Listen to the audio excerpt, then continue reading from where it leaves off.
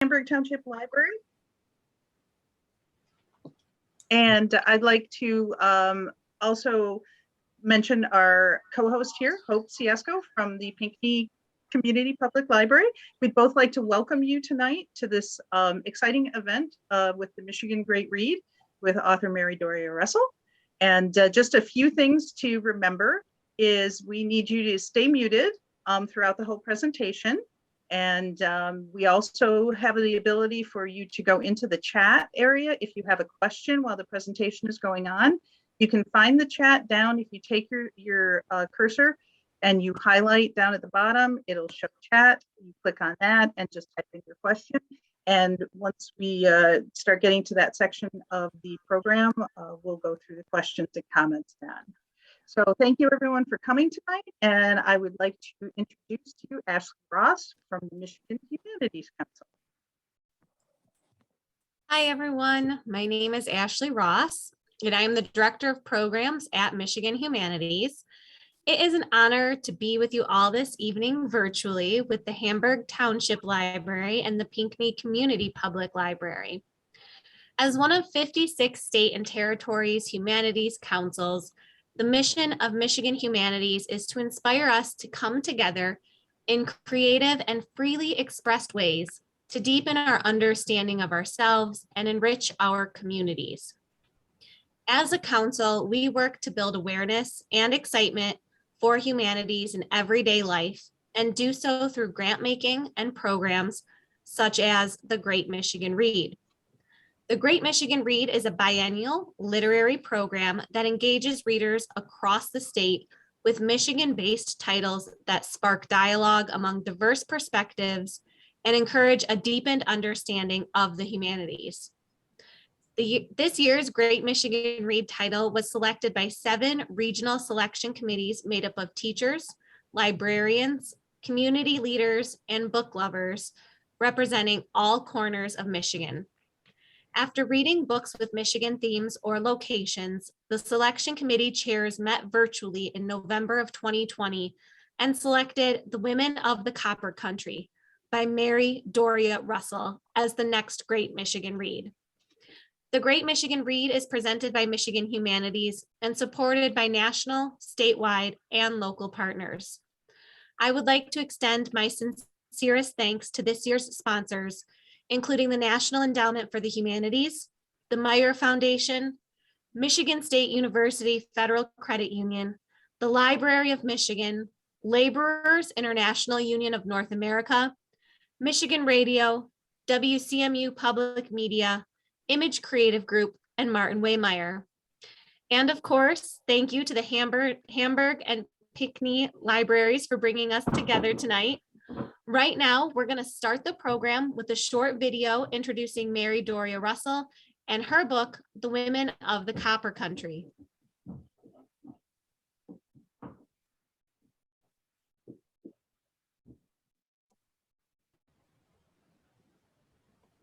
I'm Mary Doria Russell, and this is the story behind the story. People always ask writers, where do you get your ideas? All my books are different, so the story of how I came to write each one is different. The idea for The Women of the Copper Country came literally out of left field. One afternoon, I sat down at 3 to wait for a 4 o'clock ball game, and while I was waiting, I started flipping through the channels. And that's when I came across the PBS documentary called Red Metal, which is about the 1913 miners' strike in the copper country of Michigan's Upper Peninsula. Now, I've lived in the Midwest nearly all my life, but I had never heard of Calumet, the Keweenaw, or the strike, or any of the events surrounding it. So to pass the time before the first inning, I decided to watch this documentary about copper mining. And there she was, Annie Clements, literally standing head and shoulders above the crowd, leading striking miners on daily parades through the streets of Calumet. And I thought, a miners' strike with a woman out front. How did that work? In 1913, Annie Clements was 25 years old, and she was everything a woman should not be. She was a miner's wife, but childless. At a time when women were supposed to be small and dainty, the woman everyone called Big Annie was 6 feet 3 inches tall. And then there was James McNaughton, a time and motion efficiency expert who had made Calumet and Hecla Mining Corporation the most profitable and powerful copper mining company in the world. James McNaughton ran Calumet and Hecla as a benevolent dictatorship. He was a WASP, a white Anglo-Saxon Protestant who was proud to carry what Kipling called the white man's burden, which was to rule and civilize lesser races. In 1913, he was very concerned that too many immigrants would undermine American values. This was a commonly held attitude among people of his time and class, many of whose families had immigrated to America just a generation or two earlier, an irony that was not lost on the political cartoonists of the day. Immigrant men made up most of the Calumet and Hecla workforce, and McNaughton acknowledged their hard work but did not trust them. He was very concerned that they would be susceptible to outside agitators who were attempting to organize the mine workers. And he vowed that grass would grow in the streets of Calumet before he recognized their union. As for the women of the copper country, they had no business interfering with business. They existed to keep house and raise gardens and give birth to the next generation of miners. So I'm sitting there in my living room waiting for the ball game, watching this documentary, and my first inkling that I was being drawn in was when I thought, whoa, okay, I've got a heroine and a nemesis. That afternoon, I mentioned on Facebook that I had just watched this Red Metal and thought that there might be a story in it for me to tell.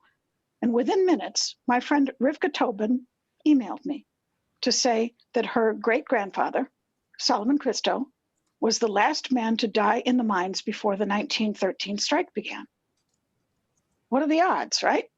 I have no connection to the UP, but I know someone whose family is closely tied to these events. And my first reaction was, I really need to take you out for breakfast tomorrow.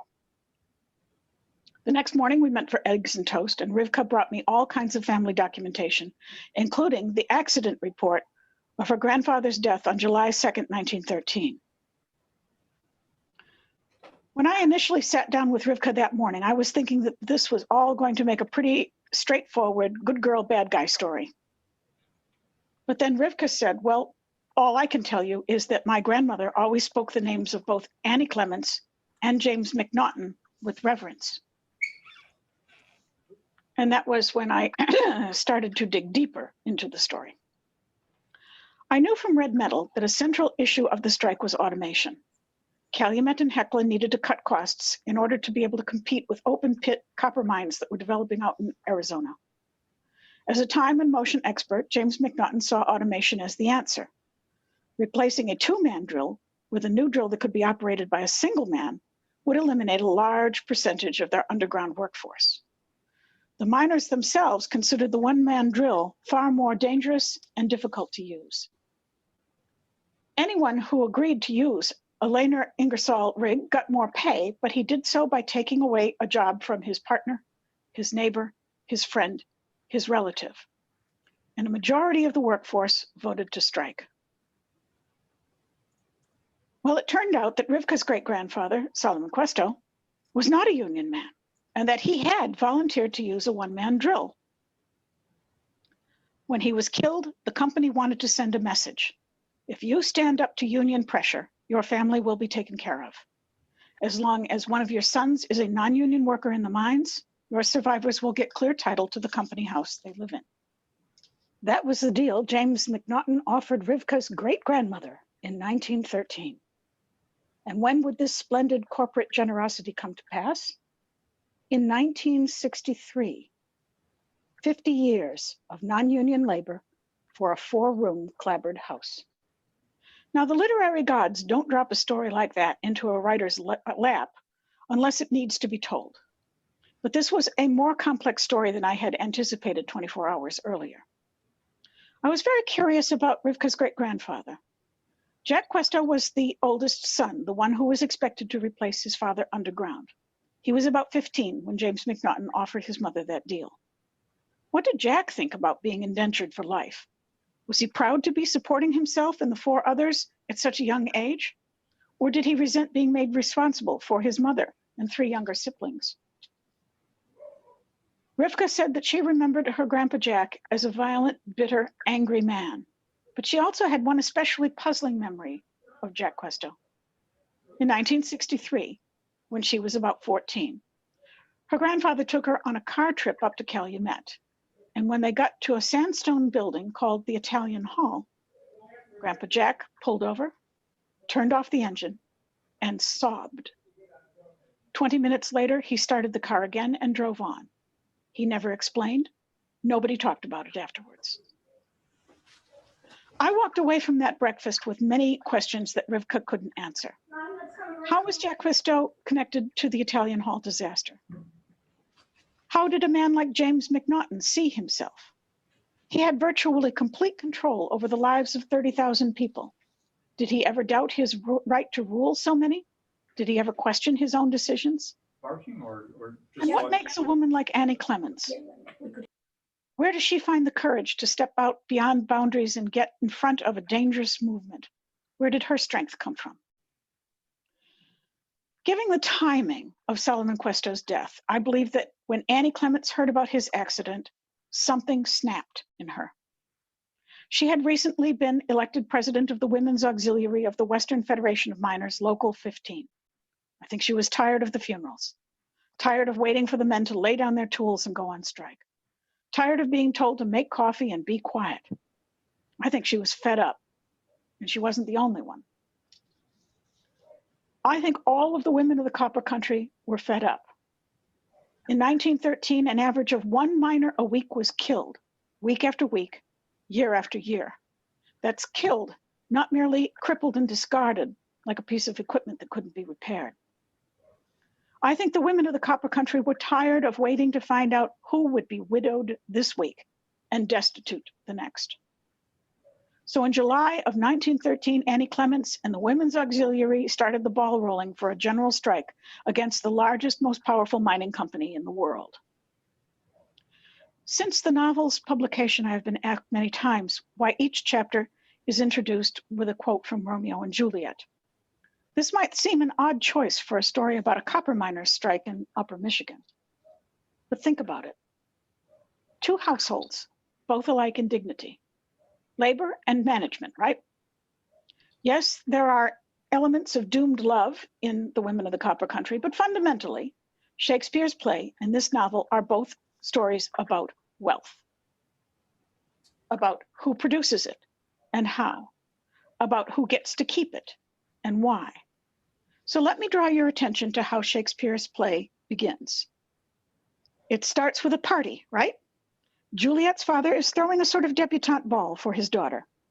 The purpose of the party is to display his 13-year-old daughter to aristocrats and to attract bids for her. Juliet is a sort of asset to be capitalized on. She will be sold as her owner sees fit. And it's important to recognize that in selling Juliet off, Daddy truly believes he is doing the right thing for his family and even for this ungrateful girl child.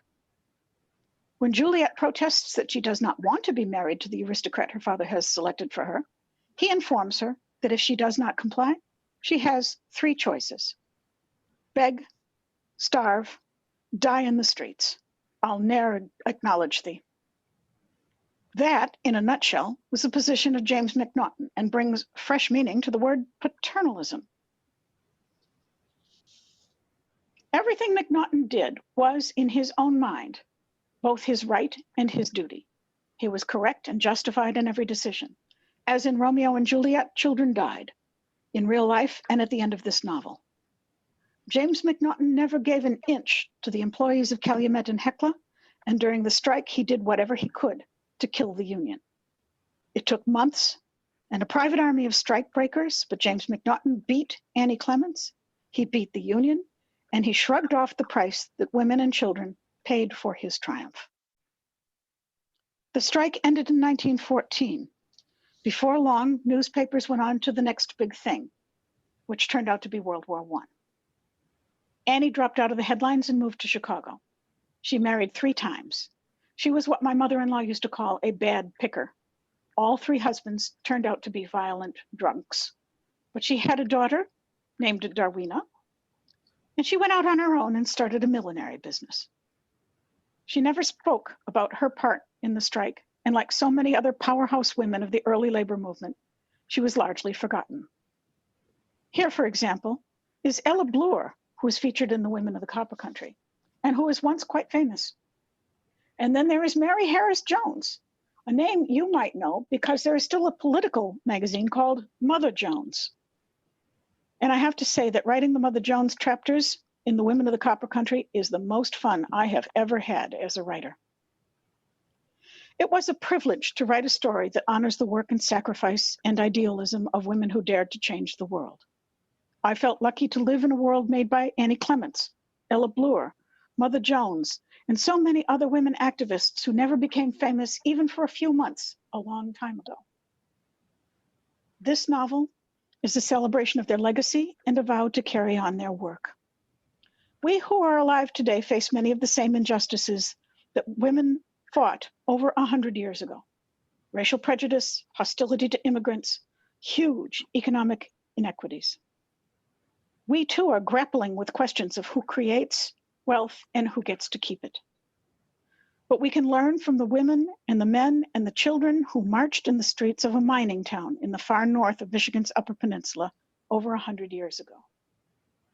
It is our turn now to know our place in history, to stand up for what's right, the way that Annie Clements and Ella Bloor and Mother Jones and the ordinary women of the Copper Country did in 1913. Now it's our turn to carry the flag.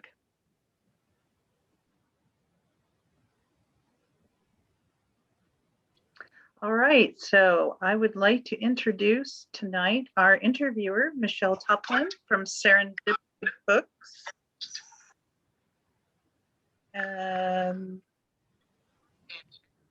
Hold on, everybody. Sorry about this. We got a little technical problem here. Stop. Okay, sorry about that, everyone.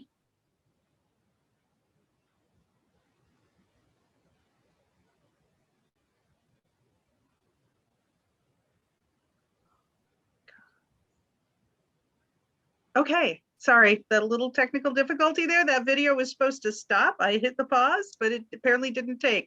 But we'll rebound from that. So I was introducing to you your interviewer tonight, Michelle Tuplin from Serendipity Books in Chelsea, Michigan. Welcome, Michelle. And we have Mary Doria Russell, our great Michigan Read author. Welcome. Thank you. Hello. Thank you. It's my honor to be Mary's conversation partner tonight. I'm so excited to get to talk to Mary and discuss this great book. I think we're going to have lots to talk about. There's certainly plenty of subject matter here. So thank you. You answered my first question in the video about the Romeo and Juliet. That was definitely, as I was reading along, I just kept thinking about the romance and I didn't think about the wealth. Yes, exactly. Yeah. Yeah. So that was great. Thank you for that. You obviously love research. But as a writer, when do you know when to stop researching and actually write the story? Well, at this point, I have 7 data points. So I don't know, maybe if I wrote another book, it would be different. But generally, I will do about 18 months of research. And then that will get me through about the first half of the book. I will realize that I've got enough in my head that I can start it and I know where I'm going. But I also know that about halfway through, I'm going to have to stop again and take on another big chunk of research. Usually what happens is I start to get, I get dialogue. I get the opening paragraph. I get the way I'm going to begin the story. And once that's in my head, I need to get my hands on the keyboard and get that somewhere where it won't just disappear when I go to bed that night. So that's when I start to write, is when I'm afraid that I've got so much going on that I'll start to forget the way I want to work. That's so interesting because the beginning of this book with the fair and the hot air balloon scene. Mhm. Now that's completely fiction, I believe. Yes, it is. Yeah. So you finished your research, but then actually you began with a fictional. Yes. Yeah. Well, that's actually when I was writing it, I started with James McNaughton with the first chapter. James McNaughton getting up, starting his day in all of his, it's a routine that he goes every single morning. And actually, I'm basically describing my own routine in the morning, except for nobody brings me things and fusses over. I dress myself. I don't have a butler. But then I realized that I wanted to have something that introduced Annie. And I went back to my own question of what makes a woman like that? Where does she come from? She didn't write her memoirs, like Mother Jones and Ella Bloor wrote memoirs. Annie never did. And so we have the outlines of her life, but the job of the novelist in this case was to try and figure out, all right, how do you end up with a personality like that, with a person who is willing to buck so many expectations. Yeah. And so I was thinking about that, and I thought, well, I think maybe if she's going to get out in front of a whole bunch of minors, she maybe needs her father somewhere in her background, giving her kind of psychic permission to do that, to stand up tall, to see farther than anybody else can. That's how I came up with that idea that it would literally be rising above it all in a hot air balloon. Yeah. And that's what I did. I did then stop and find out, were they using hot air balloons? Were there actually county fairs in the canal when this was happening? And how much would it cost? So I had to fact check. So did you go up to Calumet? How much time did you spend up there? Oh, yeah. No, I drove up and spent, I would say, a week to 10 days going through. I took the mine tours. I went up to Copper Harbor, way up at the very tip, and there is a mine there that dates back to the 1850s and 60s, and that's a much more primitive thing where it's fairly shallow, and you can work. You used to be able to work that with fairly simple tools, but then you get into the industrial copper mining, and that takes an enormous amount of capital expenditure and big machinery and a lot of infrastructure. So it was very different. But most important for the story was to just walk through the streets of Calumet as it exists today. And about, I would say, half of the workers' houses, the miners' houses, are still there. It's the big sandstone buildings, like the bank and the opera house and stuff. That's all there. The library and the school, you can see those today. But what surprised me was that the housing is still there, and probably because it had to be sturdy. If it's going to stand up to 12, 14 feet of snow every winter, you can't get away with shoddy workmanship. You're going to have a really well-built house. So I think a lot of the housing was torn down as the town emptied out. But there's still, I would say, about half of what there was when it was an active mining town. And then the town hall, the opera house, all those things, we could still see those if we go up today. Yeah, I was not there when the opera house was open, but if you go up, definitely go see the opera house. There's also, there are several, two that I went in through and spent a lot of time in museums, where there's a lot of background information on the town itself. Yeah. It's worth the trip up. I was very tempted during the pandemic. I was desperate to travel, and I couldn't think of anywhere to travel. And then I found Keweenaw Peninsula.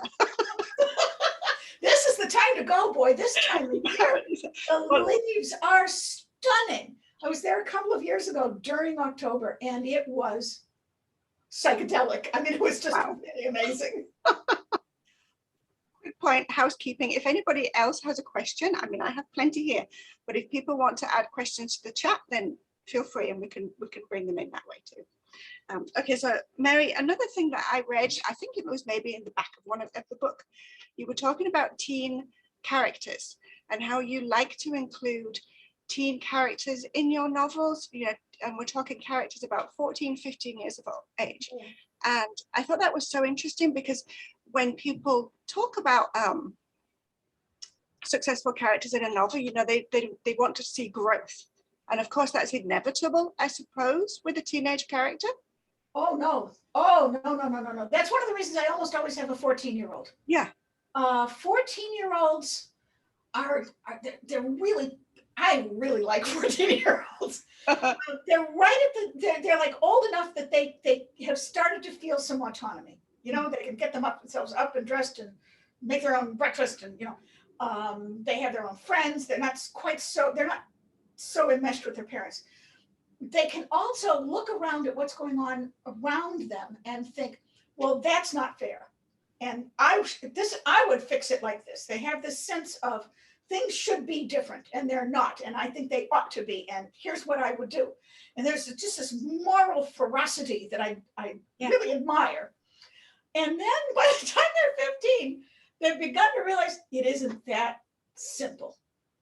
Their first blush of outraged idealism kind of gets the edges knocked off it by what's happening. And that's what you see with Ava Savicki. She starts out where all she wants to be is a housewife. She wants to marry. She wants to have kids. She wants to, you know, and that's her idea of what an adult does. She doesn't want to be a dependent child anymore. And really, everybody that she depended on her is gone. You know, they're all dead, except for her brother. And so she's reaching out for substitute family, and Annie becomes a sort of substitute big sister. The women's auxiliary becomes a substitute family for her, and she sees many different ways of being a woman while being involved with the strike and with the auxiliary. By the end of the story, she has had that idealism not crushed, but she is more aware in an adult sense of what it will cost to change the world. And she's ready to do something about that. And so what I end with her saying, okay, we lost this battle. The war still goes on. Where can I best fight for justice? And that's how she contacts Jane Addams and becomes involved with the settlement house in Hull House down in Chicago. Hmm. What about Jack? Because he broke my heart. Yeah. That's right. Yeah. Well, remember, Jack, I knew as a real person through the eyes of his granddaughter, who remembers him as an angry, violent man. Yeah. Now, where did that come from? Again, with a lot of these historical characters, especially when I'm only getting, you know, the only thing that exists about them is a very narrow window into how they acted, not necessarily who they were, but how they acted. So my job was to try and say, all right, where does Jack come from? What, and this whole business of suddenly he's 15 years old. He did not want to go down those stairs to the mines. He wanted to be out of Calumet. And suddenly the adult life hits him like literally a ton of copper. And he didn't want it. He wanted out. Well, yeah, that's going to make you angry. And so I wanted to kind of explain him to Rivka. You know, he has these terrible memories of him. Her father, you know, the legacy of violence went down another generation. Her father broke Rivka's arm with a ball peen hammer. So we're talking some major dysfunction there. So I was trying for her and for her family to say,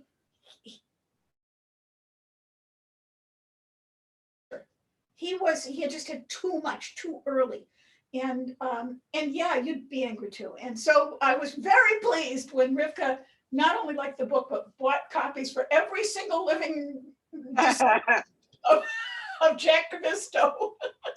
That's perfect. Yeah, exactly. So your response did make me think about the whole idea of truth in fiction because, and when it relates specifically to a fiction book like this, that's based on historical events that actually happened. And so your job as the novelist is to decide which bits you're going to take and which bits you're going to exclude. And I think thinking about this is very interesting to me, to think about the James character and then also Annie and the ending. So with the James, McNaughton, he seemed so nasty and so horrible that he almost, the danger for you as a novelist was that he could almost have become a parody. I know. The watch thing. I have a character in Thread of Grace, a Nazi doctor. I wrote about the gunfight at the OK Corral. I liked the McLowrys and the Clantons. I had never written a real straight up villain until James McNaughton. And I could, all right, here's my rule of thumb is simplify, don't falsify. Okay. Okay, so Annie had a whole family that was still alive. I couldn't use 7 more Finnish or Slovenian characters. But with James McNaughton, just looking at his own words, Yes. he testified before Congress. Most of his dialogue is quotes. So he really, that's why I say in the introductory film, he believed that what he did was his right and his duty. He, Yes. like many businessmen, he believed that his sole responsibility was to his shareholders, and that's it. And not to the land, not to the workers, not to the, that was who he had responsibility to. And he also is a white Anglo-Saxon Protestant who truly believed that it was his job, his white man's burden, to rule other people's lives. So rather than falsify that and make him a nice guy, I had to write him the way he was. Even down to the watch. The watch is real. Yes, you can see. It's up and you can see that book with the men's signatures where they had to sign saying that they wouldn't ever be part of a union, and the watch says thank you for killing the union and keeping it out of the copper mines. Yeah. Wow. Yeah, really. And they had to give 50 cents a piece. So a similar problem, I suppose, with the truth and the fiction for you was Annie and the ending, because I think readers, really wanted Annie to kind of go off into the world, remain famous and celebrated, and that didn't happen. No, that's why I ended with Ava. She keeps watching the papers, hoping that she'll see Annie's picture somewhere. When she moves to Chicago, she does so dreaming that someday she'll go see a picket line and Annie will be there with no, Annie, you got to remember that she felt responsible in some ways for what happened at Italian Hall. The party was her idea. Yes. And the kids died. And yeah, I mean, that's asking a lot of her to keep on. So she never spoke of it. I just read like 2 days ago that her great grandchildren or possibly grandchildren, anyway, descendants had only heard her name like 10 years ago. They had never heard of her.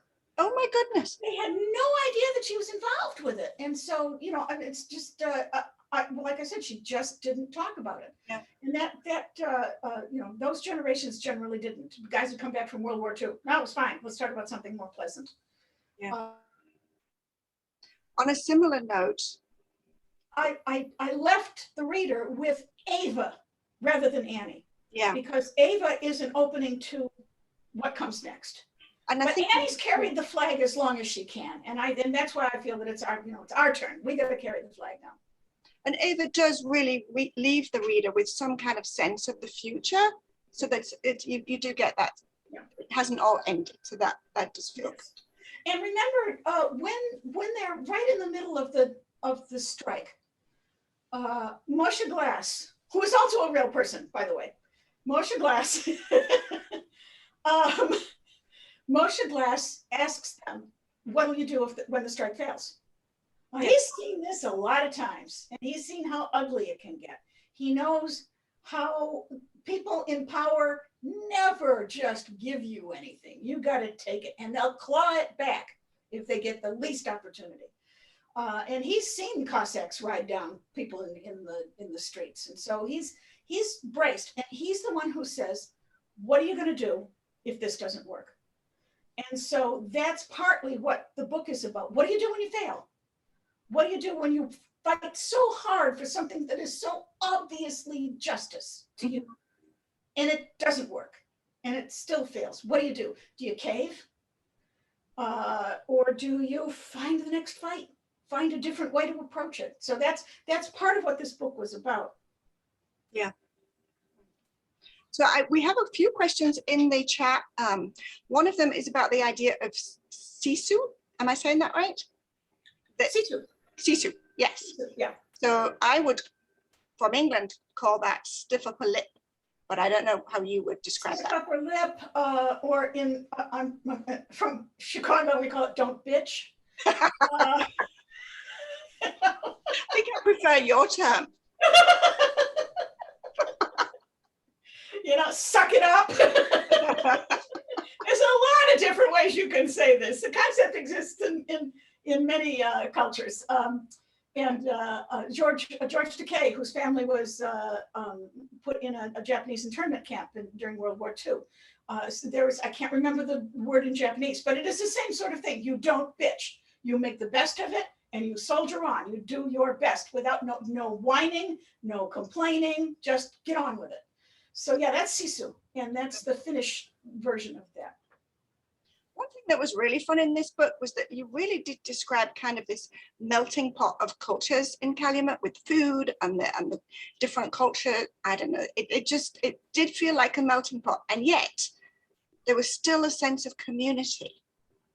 Yes, well, you're only getting half the story from me, because of course, when you look at the actual strike vote, there were 9,000 miners, and a little over half of them voted to strike, which means that a little less than the kind of split that we see in the world today is not novel. It's still there, and so there were people who thought that it was a terrible idea.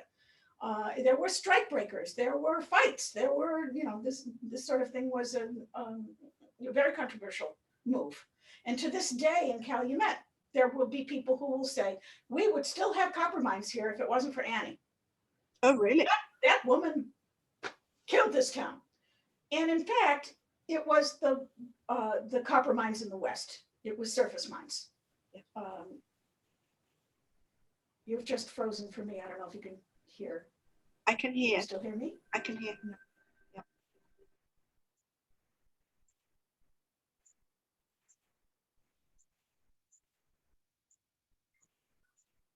I am certain that her tech support is right there working to get her back on. So I will see what I can do if she doesn't pop back on here really quick. Is that you, Ashley? Is it? Yes. So I'm not frozen. I didn't know if it was me or Mary. Yes. So it looks like Mary logged off and is logging back in. Okay, good. So apologies. This is what happens when we're live and virtual. Michelle, why don't you give a little bit of a summary of what the book entails for people that haven't read the book? Can you give them an idea of what the plot is? And I will try my best. I'm just very brief. I mean, enough that some of these names start to make sense that you guys Annie was so it's set in Calumet, which was where there was copper mining, and people came from all over the world to from Europe predominantly, but to be miners and get jobs in Calumet. And there was the mine general manager was this person called James McNaughton. And he was the evil person. He was the one who did not take care of people.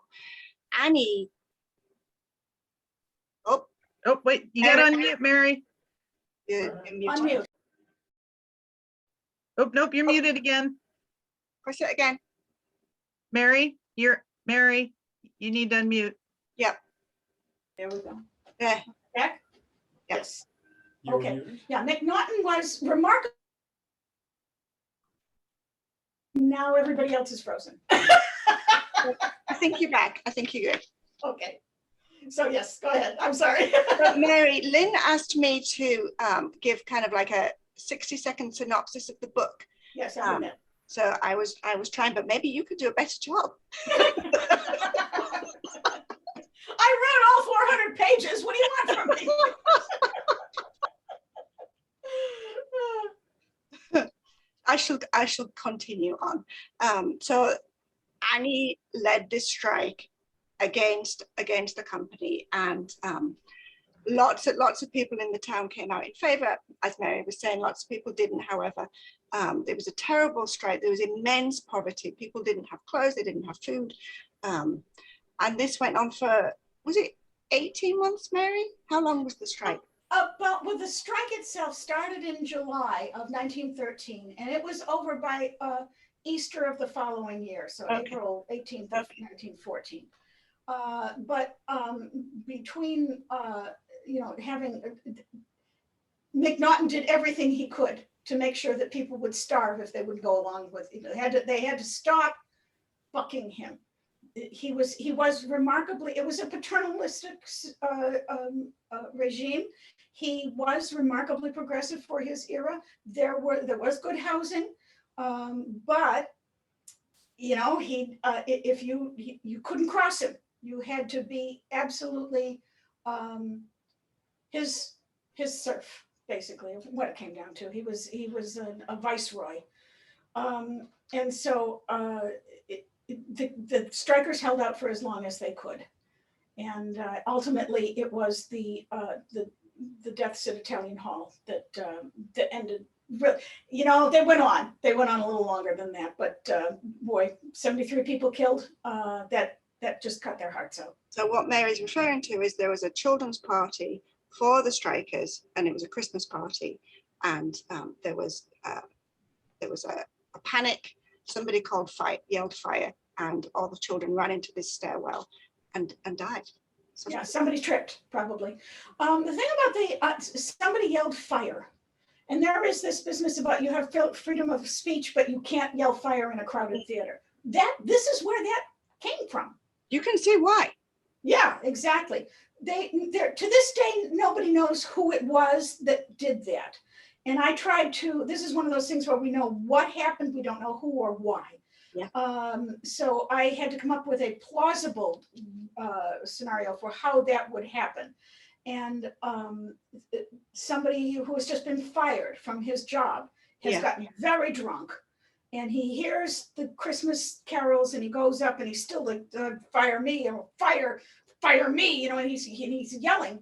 And the context for this, which I didn't make explicit and probably should have, but just the year before was the Triangle Shirtwaist Factory fire. You did reference it. Did I? Okay. You did, yes.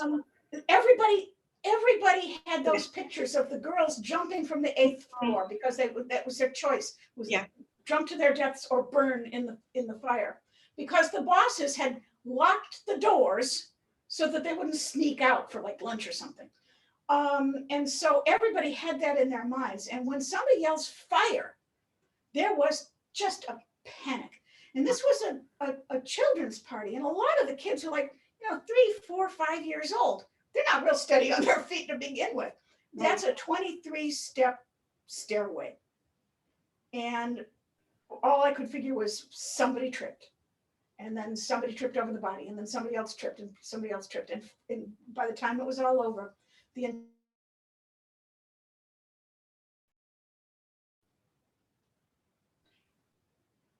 froze there for a minute for me.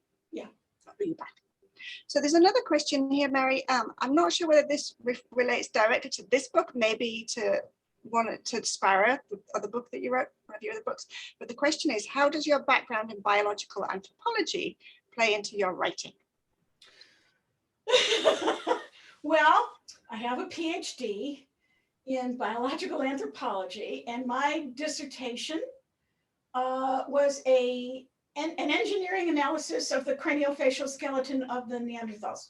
Oh, very relevant. Yeah, really. And I got like tens of reprint requests for that. So what anthropology does for you is you find out that you are capable of working for 3 years on something that only 11 other people on the planet care about, and only marginally.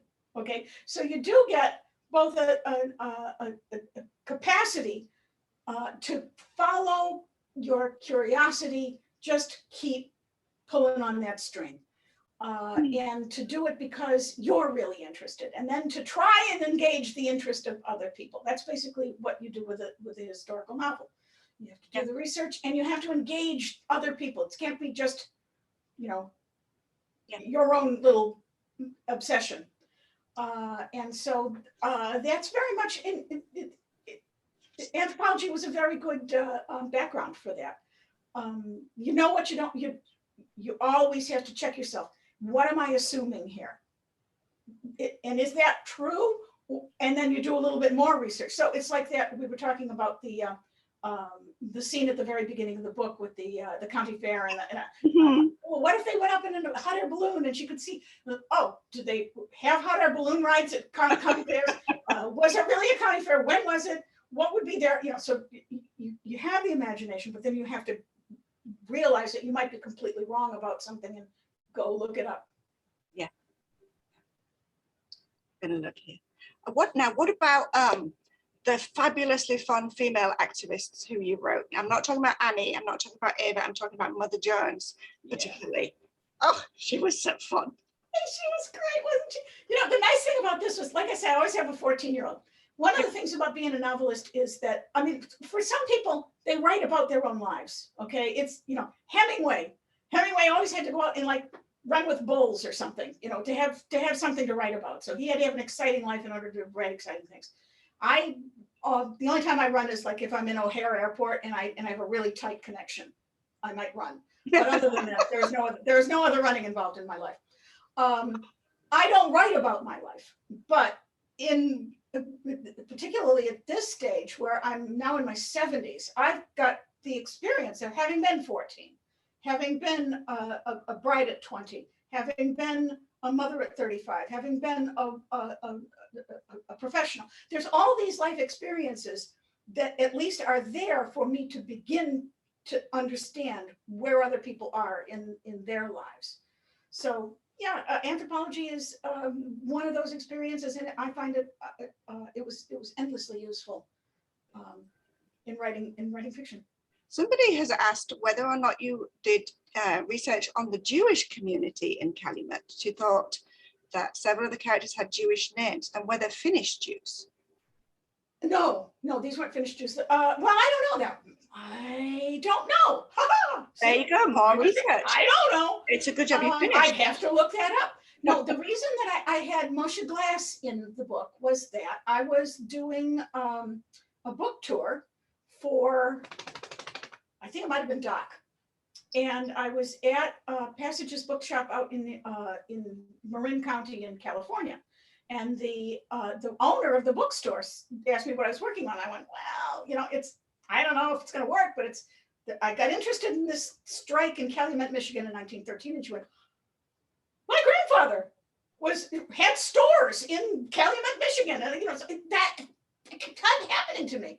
And she told me about Moshe Glass and how he had general stores, several of them in the peninsula. And she told me about him, and I went, okay, he's a character. Yeah. And she let me use his name, and so yeah. But that's really the only. I didn't go deeper into that. He was a political secular Jew from, like he said, he came from one place, but the border kept moving. So he's a citizen of 5 or 6 different countries. Yeah. What time is it? Oh, now I'm Polish. So. Now, there's a very interesting comment here in the chat from Bonnie MacArthur, and she says that her parents were from Calumet and both of her grandfathers were copper miners. There you go. She said 3/4 of the miners didn't strike or belonged to the union. And it's a long chat. It's a long comment. I think it'll be recorded, so you'll be able to see it afterwards. But she was saying how conservative many of the miners were, and that they were distrustful of newer immigrant groups. And we saw that in James too, didn't we? Yes, yes. He He was fine as long as they were coming from the British Isles. Those kind of immigrants were okay by him. He was actually an immigrant from Canada, but he didn't want anybody to know that. It was, and in fact, this was something that was very, very common in the country. I mean, you can see it right now. There are, people are worried about people coming from south of the border. Then it was New York. All these people were coming in. There were Poles and Italians, and I'm old enough that when I was a kid in Chicago, I remember the jokes about, why don't we let Dagos swim in Lake Michigan? Because they leave a ring around the lake. I mean, it's that kind of like casual jerkiness. Yeah. And yes, as the immigration from Europe, McNaughton talks about it in the first chapter. Yeah. It's just they are pouring in because things are bad in Europe. And so, everybody, it seems, generation after generation is like, I'm here, slam the door. And the parallels with this book and now are just crazy. Yeah. Did you feel that as you were writing it? I mean, did it kind of distract you? No, because I was writing, I don't want to piss everybody off, but I finished writing the book about 3 days before the 2016 election. And I thought Hillary was going to win. Even Trump thought Hillary was going to win. We all thought Hillary was going to win. And that was where I got a taste of what do you do when you lose? Oh, yes. Yeah. Okay. Yeah. So I had been thinking of the book originally as a sort of homage to the activists of the past. Yeah. Then, boom, the world changed, and not in the way that I thought it was going. And so as I did I had the first complete draft, start to finish. But then I go over it and over it and over it. And in that, the editing process that happens after there's something complete, along with cutting and snarled paragraphs, there was also a sense of seeing the themes begin to emerge. And that was when I began to be aware of, boy, the fight is not over. The battles go on.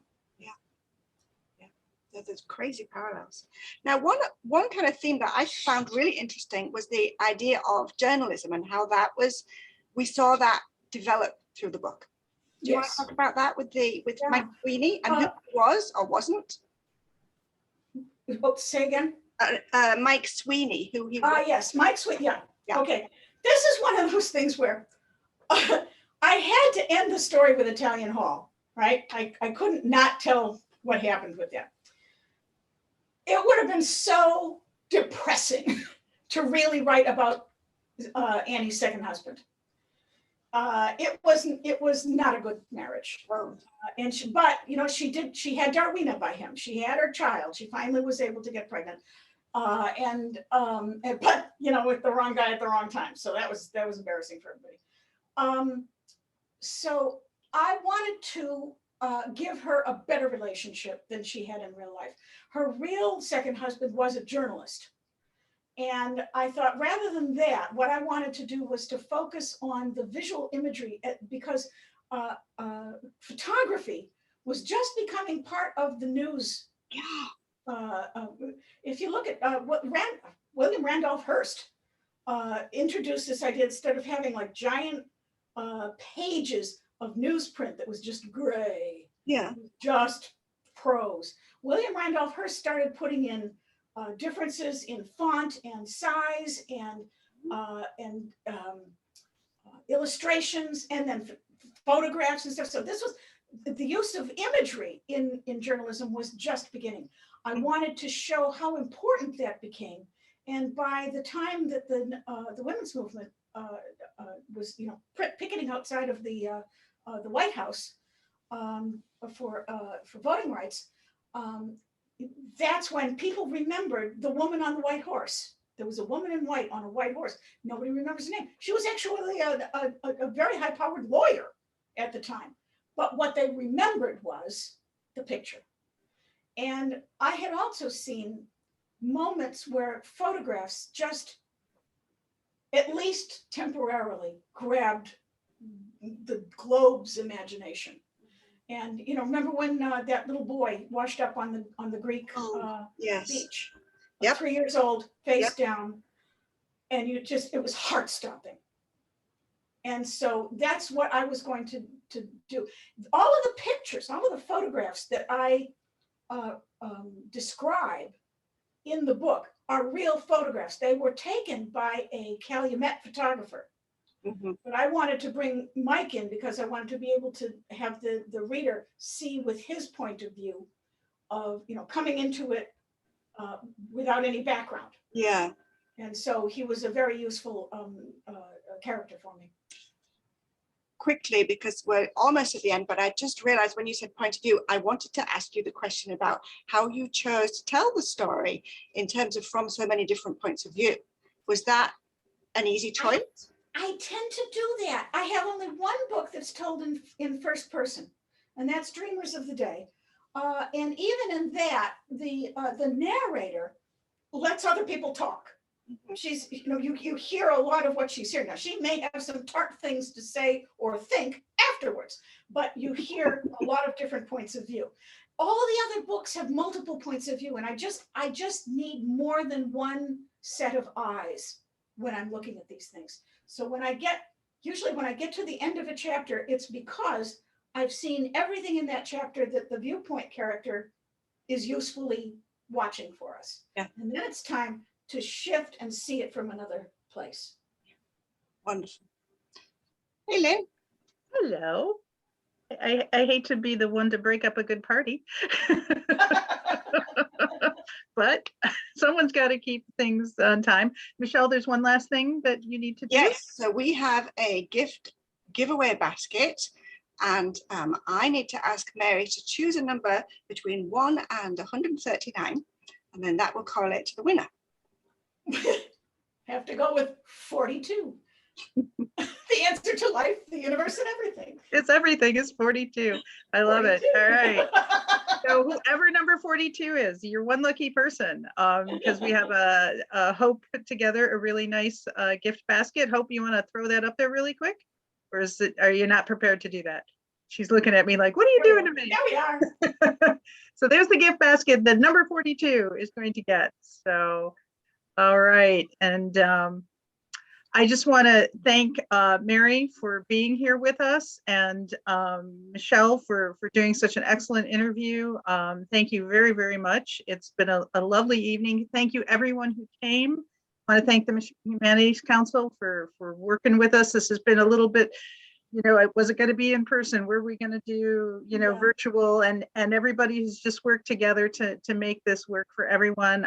I hope you all enjoyed this. If you have not read the book, we have copies still at the library. Hope has copies, and we really encourage you to read this. And also, libraries throughout Michigan will be doing, and I know our Livingston County libraries will be doing programs through the 2021-2022 while this book is the Michigan Humanities Council Great Read Book.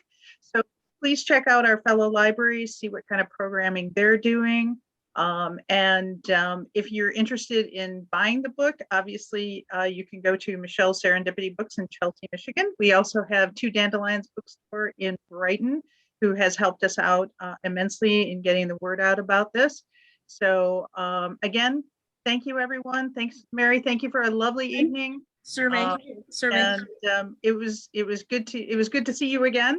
And hopefully we can have you back live one of these days with the next book. Lynn, isn't there a survey? Thank you. There will be a survey, which everyone will get an email that will be coming out. And I really appreciate if you could do that. Part of it's to help us with programming, but it's also to help the Michigan Humanities Council know how their programs are doing and things like that. So we look forward to having you guys answer that. Look for that in the next day or two to come out. And again, thank you, everyone, and good night. Good night. Thank you. Good night.